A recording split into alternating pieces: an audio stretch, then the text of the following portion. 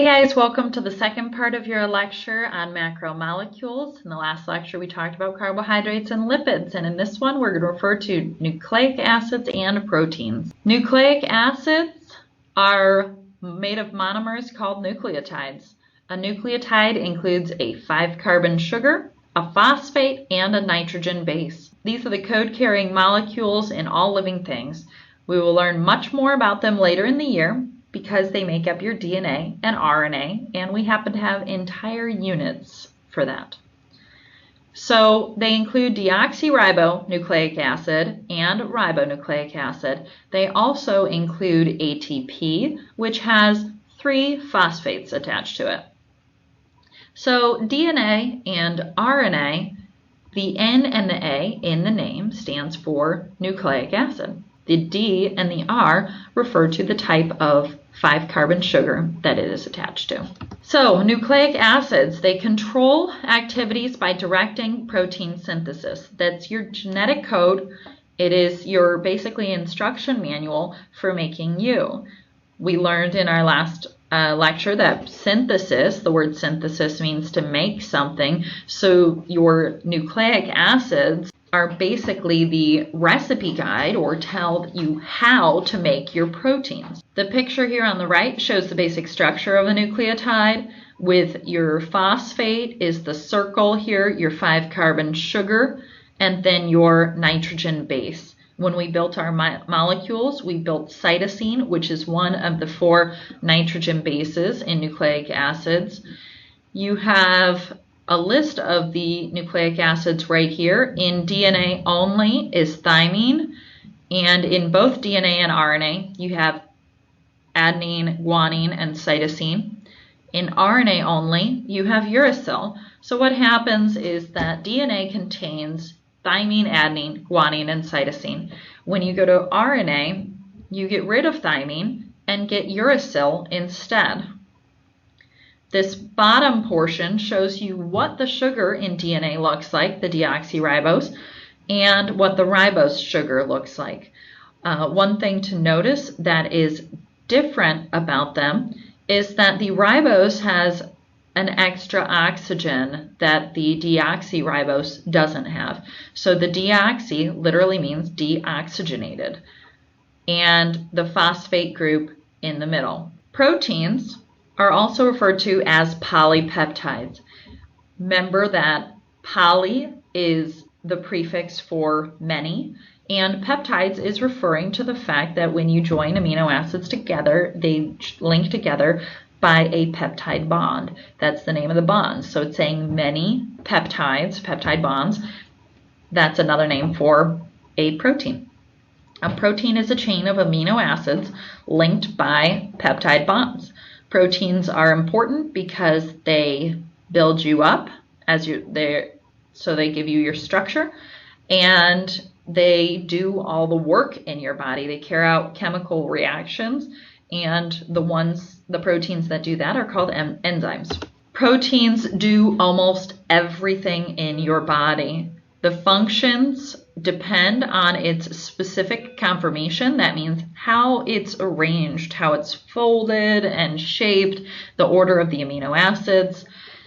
So they do many things, including controlling reactions. Those are the enzymes that do that. They regulate cell function. Hormones do that. They help you move, your connective tissues and your muscles. They're your defense against disease, or your antibodies. They transport things around your body. An example is hemoglobin transports oxygen around your body. It's in your blood. And structure, your hair, your nails, your bone, those are all proteins. When you build proteins, it is extremely complex.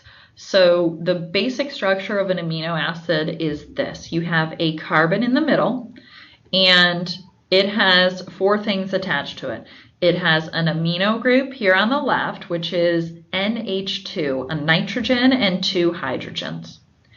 You have a carboxylic acid group, carboxyl group on the right, which is COOH, so it's C double bond O, OH. And you have a hydrogen attached to the top of the carbon, and then you have an R group. This R group is a variable and it changes, and whatever it is determines the type of amino acid.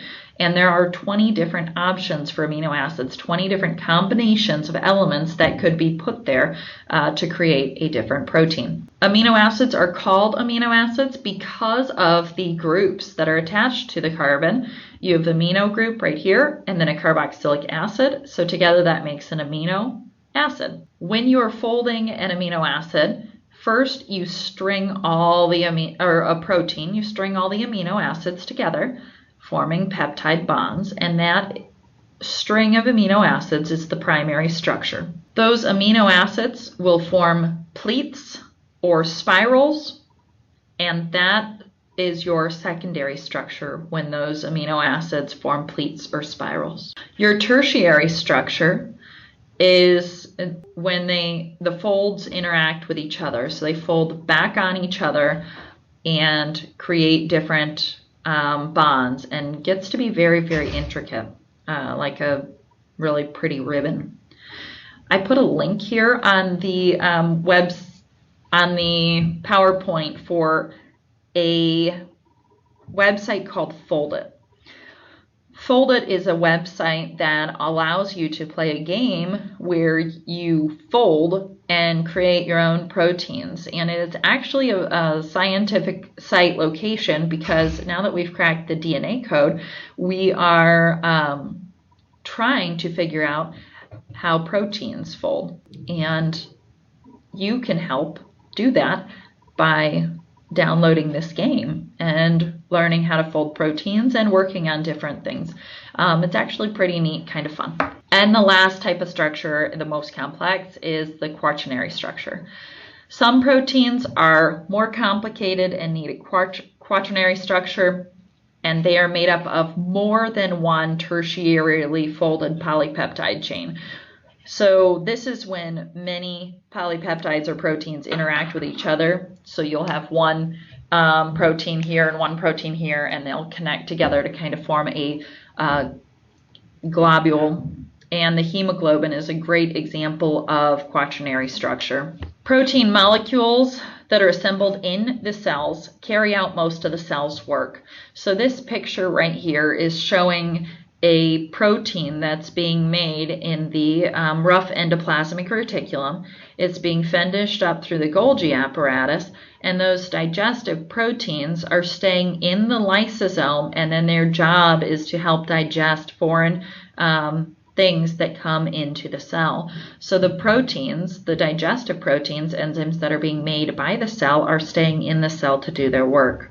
And a lot of them do. Not all, but a lot do. Proteins can be denatured or broken down. Think of this as unwinding them. So if you take a very beautiful ribbon and kind of break the bonds and pull it apart, it's not ever going to really be the same. The bonds are, completely different.